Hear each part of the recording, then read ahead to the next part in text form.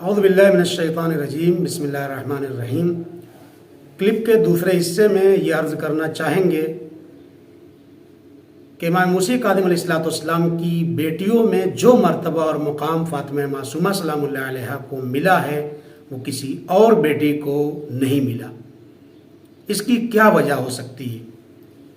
تو اس کی وجہ یہ ہے کہ فاطمہ معصومہ سلام اللہ علیہا مدافع ولایت تھیں، یعنی جب امام رضا علیہ السلام خراسان کی طرف آئے تو تمام بیٹیوں امام موسی کاظم علیہ السلام کے جو سب سے زیادہ بے چین تھیں وہ فاطمہ معصومہ سلام اللہ علیہا تھیں، اور آپ سے رہا نہیں گیا، آپ نے مدینے کو خیرباد کر دیا اور اپنے بھائی اور امام وقت کی مدد کے لیے سرزمین ایران پر تشریف لائیں۔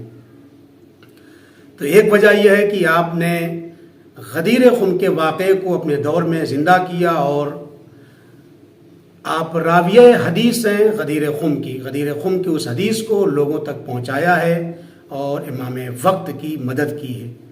ورنہ اور بہنوں میں آپ کی اور بہنوں کا نام بھی آپ ہی کے نام پر فاطمہ ہے، لیکن وہ مقام اور مرتبہ دوسری بہنوں کو حاصل نہیں ہے جو آپ کو حاصل ہے۔ آپ فاطمہ کبریٰ ہیں، سرزمین قم پر مدفون ہیں۔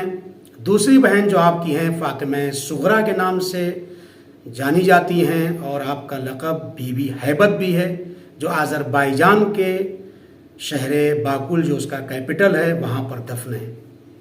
اور ایک تیسری بہن آپ کی ہیں جن کو فاطمہ وسطیٰ کہتے ہیں، وہ ایران کے مشہور شہر اصفہان میں دفن ہے۔